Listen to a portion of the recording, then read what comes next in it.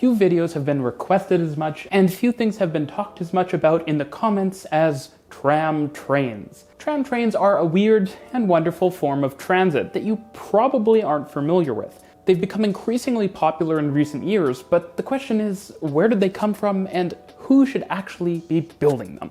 Let's talk about it in today's video.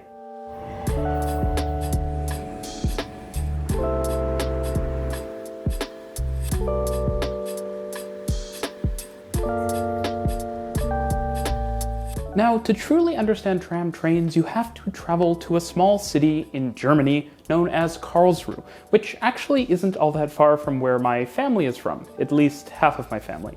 Maybe I'm destined to love light rail after all. Now, before I get into the main content of the video, I have to give a huge shout out to Peter, Max, and Julian, who provided a ton of photos as well as videos for this video, so it should be really visually interesting, and who also just provided a ton of great local knowledge. They're pretty awesome. So thanks so much, guys. As it turns out, a number of videos recently, like the one I did in Istanbul, and some future ones, especially ones in Europe, will also feature viewer-provided content. And so thank you so much to everyone who's been doing this. It actually helps me cover more things in more places, which is definitely a goal this year. And if you're interested in also helping provide content when I may cover your city in the future, follow me on Twitter because that's where I typically post about this stuff. You can send me a DM if you have something really interesting in your city as well, and maybe I can make a video about it. No promises, but that's the best way to make it happen in the future. So let's talk about tram trains. Now, as I mentioned, Karlsruhe is a small city. It's located in southern Germany and it has around 300,000 residents, which is something you should remember because it will really help put it into context just how small of a European city can have a fantastic transit network. I make a lot of noise about the Waterloo tram train LRT system in Canada because in the context of North America, it's a really small region to have an electrified rail system. But let's just say that Karlsruhe is even smaller than Waterloo region and it has a little bit more rail covering it. Now, to be clear, the city of Karlsruhe has an impressive tram network in its own right. There are a total of 5 different lines over 60 kilometers of track in the built-up urban area. And if I'm honest, it's a pretty standard tram network. Standard gauge tracks, 750 volt DC electrification, all pretty normal stuff. And like most European tram networks, Karlsruhe gives its trams almost 100% dedicated space on the street.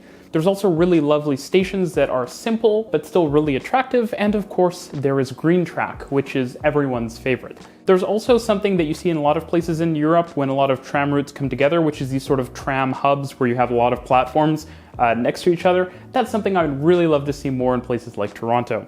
Now, while Karlsruhe has a great tram network, things get downright spicy when you look at the Stadtbahn, which for the longest time didn't really feel like a Stadtbahn, but which now feels like a Stadtbahn, so let me explain. The Karlsruhe Stadtbahn is unique in that it uses trams that can operate onto the Karlsruhe city tram network, but which can also serve the mainline railways that travel outside and around the city itself. This came to be known as tram train for sort of obvious reasons. It's a tram that operates like a train. Now, this practice turned out to be incredibly popular from its introduction in the 1990s, which led to Karlsruhe building more and more and more tram train lines. In a lot of ways, this sort of reminds me of the regional rail through running onto the Tokyo subway network, which I talk about more in this video up here. But of course, in Karlsruhe's case, it's using trams instead of subways. Tokyo is also about 100 times larger, so there's that. I'd actually argue too that compared to regional rail and subways, there's more difference between mainline railways in Europe and trams, and so a lot of work to get tram trains to work in Karlsruhe was to get trams to work on mainline railways. Not as easy as you might think. At first, things actually weren't all that tricky because there were adjacent railways that were either used for freight or electrified using DC power that were fairly easy to roll into the Stadtbahn network. But eventually, when expansion was hindered, largely because the network to the west and the east of Karlsruhe belongs to Deutsche Bahn, a lot of changes had to be made so that from both a legal and technical perspective, regular old trams, well, not so regular, but trams, could operate on that heavy mainline network. Of course, that wasn't easy. Trams had to be approved for the safety standards of the mainline network, but they also had to receive AC power, which wasn't simple because especially at the time, the equipment for using AC power on trains was fairly large. So some early experiments actually went on where parts of trams, like the insides where passengers would normally sit, were turned over to rectifier units and the like so that the AC power from the overhead lines on main lines could be converted to DC to power the trams. If you're not sure about overhead lines, AC, DC, all of this, check out my video on how to power your trains up here. It's also quite interesting, but there are a lot of locations in Karlsruhe where the city tram network, which is DC power, transforms over to the AC national rail network, and you have these really interesting mechanisms that allow for that switchover to happen. So yeah, I think that's quite cool. Of course, the benefit of tram trains wasn't just that they could operate as trams within the center of Karlsruhe and as proper trains outside of Karlsruhe, they could go back to operating as trams again, which allowed for a level of urban integration into a lot of small cities that probably wouldn't have been possible with mainline rail, where you'd be unlikely to push a full main line straight through a city center in like a tunnel or on an elevated viaduct, but where that often meant having a station sort of on the outskirts of town. But this also meant the network was more convenient with one-seat rides from center to center, and it could get away with a little less frequency since people didn't need to depend on transfers. To be fair as well, there's a standardization benefit for a city and region as small as Karlsruhe to use something like a tram for basically its entire rail network. Of course, there are longer distance trains that operate with conventional rolling stock, but having mainly trams operating everywhere makes things a lot easier because you're building infrastructure mainly for trams. And that's a big part of what allows a city like Karlsruhe to punch so far above its weight globally with how much transit it has, and you'll see shortly. Going beyond sharing lines, the stop-on operator, AVG, actually even acquired some lines for their own use in cases where it wasn't possible to rent space on the tracks. Now, beyond the regular city tram network, the Karlsruhe Stadtbahn grew to about 13 routes, though there are some peak-only routes and the like, so the numbers can be a bit fuzzy. And the network even connects to other cities with their own small tram train networks, which is really quite cool. It feels very much parallel to me to that one line in Tokyo, and I'm forgetting the name, which literally operates as regional rail, Tokyo subway, regional rail, Yokohama subway. It's really cool. Looking at the individual lines, S1 and S11 are both entirely DC electrified, and they travel from the north through the city to the south. S2 is also entirely DC electrified, and it travels from east to west. Meanwhile, some routes actually operate entirely on AC tracks, which sort of shows you a bit of the standardization benefit that using tram trains had. These include the S4, which travels east and then northeast, the S5, S51, and S52, which also travel to the northeast, the S6 and S7 to the southeast, and the S8 straight to the south. Of course, some of these routes are variants of one another, where they use different tracks maybe in the city center or maybe outside of the city center. You get what I'm saying.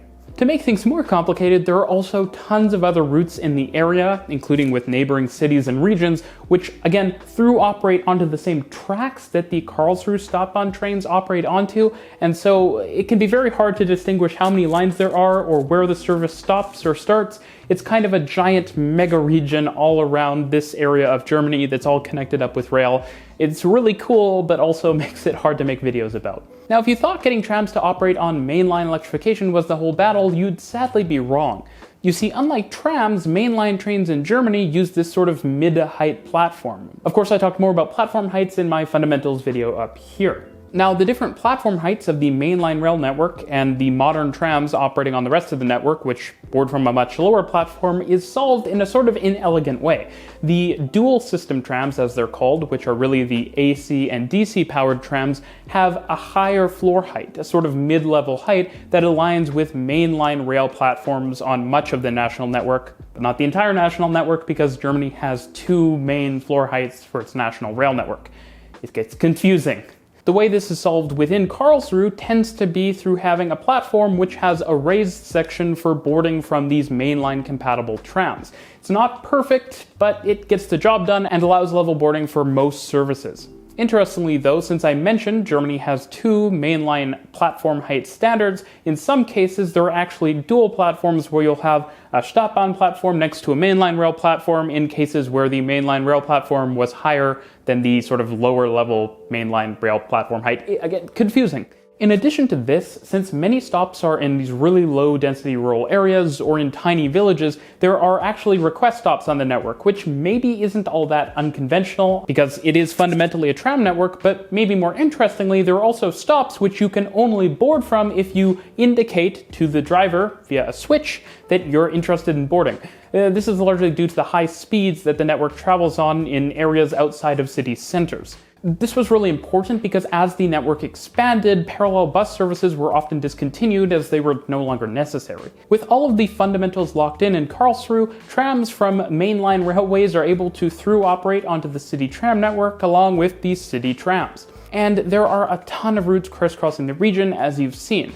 Everything was great at first, but then came disaster. The system was simply too successful. You see, with Karlsruhe's tram and stop-on services proving so convenient, they became very popular and lots of services were run. This created issues operating quickly and conveniently through Karlsruhe city center, which also created safety concerns because the city center, like many great city centers in Europe, is pedestrianized. Things get even more complicated because through the center of Karlsruhe, the network is shaped like a T, so there are junctions and trams need to switch tracks, and it gets tricky when you're operating a ton of tram services through. The solution to this? A substantial tram tunnel, making the network feel like a proper stop-on. This is, again, in the heart of a city of just 300,000 residents.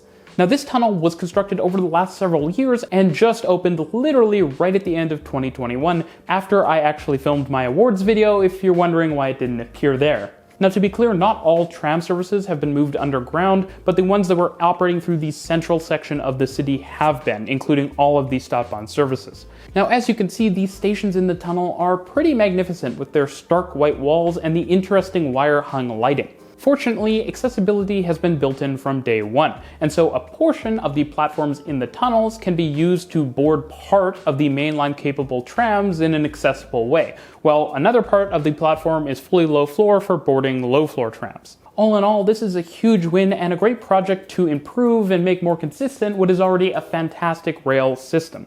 Now, all of Karlsruhe's success has inspired a lot of other systems. Paris's tram network, which I talked about in a dedicated video that not enough people watched, so go check that one out, featured a lot of the same issues that Karlsruhe's did, especially operating on the mainline SNCF network and AC power. Of course, another big hurdle I haven't really mentioned for tram trains is they need to be able to operate quite quickly, because mainline trains operate quickly, and over mainline distances, you're going to want to operate quickly. That said, tram train routes are something we're seeing more and more of globally. And I think the question worth asking is, where do they make sense? The first thing to recognize is that, like LRT, tram trains should not be used everywhere. The flexibility of tram train systems means they could be really powerful in a small region, like say Karlsruhe. But in larger regions, that flexibility means you're trading off efficiency and the ability to move a lot of passengers, which is pretty important. Furthermore, if tram trains are to operate through city centers, you have to remember that that city center section can't be too long. Otherwise, the route becomes sort of unattractive for people who might want to just pass through the city center on their way to the other side. This is the main difference between, say, an S-Bahn and a tram train. S-Bahns typically have a tunnel or some sort of elevated viaduct or any other kind of dedicated corridor that allows trains to quickly pass through the center. Tram trains get away with this because in smaller cities and towns, it doesn't take too long for a tram to cross. Now, of course, Karlsruhe has fixed this by digging a city center tunnel, but the problem is that if that ends up generating more demand, Karlsruhe might have to start looking at bigger and bigger trams, which can create other problems. This is why having a small city is pretty key. That being said, tram trains are obviously a great solution for tying together smaller cities and towns and making use of disused or underused rail corridors. While an S-Bahn station might be relatively affordable in the suburbs, much like a tram stop, in the city center, again, building an S-Bahn tunnel or a dedicated railway is going to be incredibly expensive. And that's another benefit of tram trains. They can be built affordably, which means they are within reach of smaller cities and municipalities. And that's where tram trains really shine. So with that, we have Karlsruhe and its magical tram train system. Let me know in the comments down below where you'd build a tram train system, and thanks for watching.